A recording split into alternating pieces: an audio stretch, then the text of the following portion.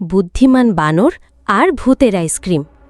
এক জঙ্গলে থাকত ছোট্ট এক বুদ্ধিমান বানর, নাম তার মিঠু।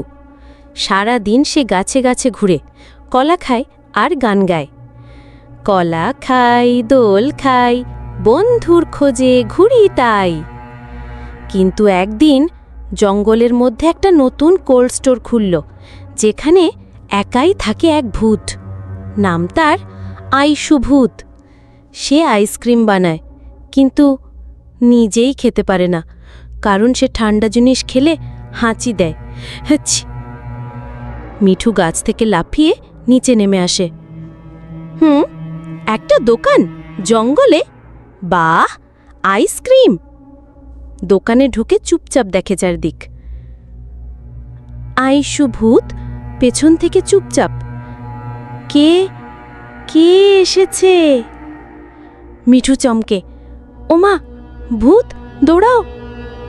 আইসু ভূত দুঃখী গলায়, না না, আমি কাউকে ভয় দেখাই না, আমি শুধু বন্ধু খুঁজছি, আর কেউ আমার আইসক্রিম খায় না।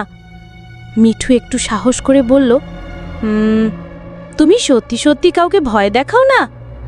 আইসু ভূত, না রে ভাই, আমি তো হাঁচির ভূত, আইসক্রিম খাইলেই হাঁচি হাঁচি।